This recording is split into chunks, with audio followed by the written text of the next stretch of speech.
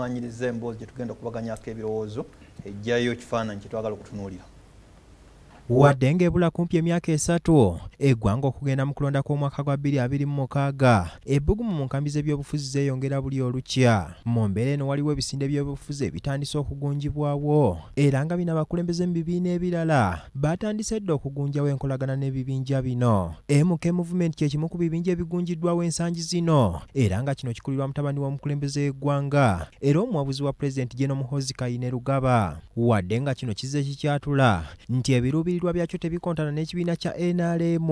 Waliwo abakulembeze mu kibiina ki NRM abazze booleka obulabo buli mu kugunja ebibinja nga bino. Waliwo n'abamu ku bakulembeze ku ludda oluvuganya gavumenti abazze balabibwako nga batambula ne Gen. Muhoozi wadde ng'ebibiina bibavaamu tebikkanya na kisinde kino. Omu ku bakulembeze era ng'ono omubaka wa Paalamenti owa Bukoto South Dr. Twaha Kagabo y'omu ku babaka ba NUP abavuddeyo mu lwatu ne balaga nti bakolagana ne Gen. Muhoozi Rugaba. Gen. Muhoozi alina buzibu ki munnayuganda ng'abalala. Bino bye twajjamu ebyo ebibiina byakutujja ku bantu. Gen. Muhoozi alina buzibu ki ng'omuntu. Ye kambabuuzi. Ani atayagala kusinkana Gen. Muhoozi? Tulira ebiruubirirwa bye maaso eyo. Ani atayagala musinkana? Nze Kagabo avudde mu kyalo wali ekyetume Busubi. Nfuna omukisa ogusinkana Gen. Muhoozi. Gwe ng'oŋŋamba ki? Tewali wayinza kuyimirira mu kkubo lyange. Ono agamba nti enkwe eziyitiridde mu bibiina by'ebyobufuzi ziremesezza n'abakulembeze ku mitendera egy'enjawulo okuweereza abantu abaabalonda. Ebintu bizibu. Buli ewali omubaka wa NUP we yeesimbye akalulu kaatandika dda aliko abamwesimbyeko nga 13. Ate ewali ow'NRM ab'NRM bali ku birala bali mu saaviisi kati bakola ki?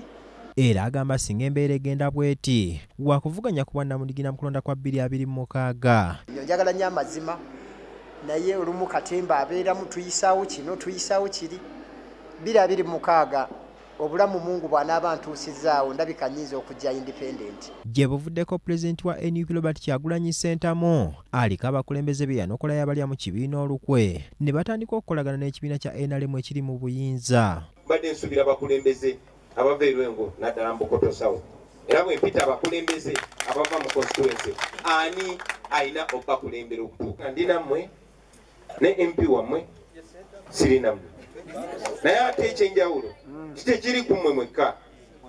Ku kitebe bwe tulina ekitebe kyaffe ekikulu simanyi nti MP waffe atukiikirirawo amanyi ekitebe ekyo bwe kiri.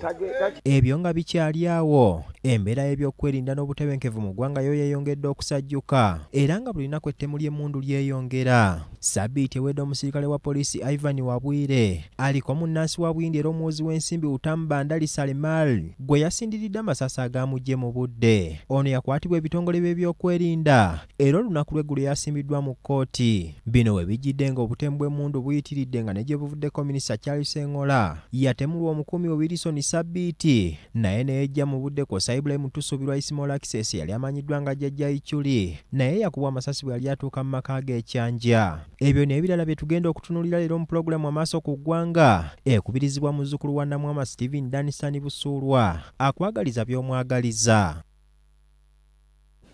Webale nnyo kubanga okyagoberera Ronald Kitandabo bale emboozi eyo Busuulwa nga bagambye gegange abateesa bamaze dda okubukaala nakujukiza Capital Chicken nakujukiza edda naye njagala kwebaza mwenna ababadde wankuluku ku stadium ku lw'omukaaga nga Ssaabasajja Kabaka alabiseeko eri Obuganda okugulawo empaka z'emipiira gy'ebika by'Abaganda 2023 tulindirire okugulawo emipiira gy'amasaza mwezi ogujja ogwa June era empologoma bwe nebesiimye ejja kulabikako. Nja kusooka ne omugenyi Honorable Dr. Twaha Kagabo nuide embeera y'ebyobufuzi ng'ebulayo ebbanga lya myezi 3 oba emyezi nga gijo kisaawe ky'ebyobufuzi mukirengera mutya n'enkambi ezigenda zigunjibwawo ne security situation tegigana gitunulamu katono okutegeezaako waleero se private security guard yeekubye masasi n'ejja mu budde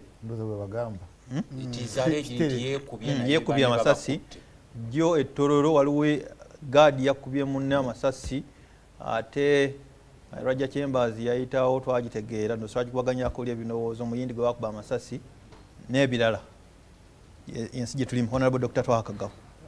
Neyanziza nnyo nyongera okwaniriza bannange ba panelists be tuli nabo olwaleero.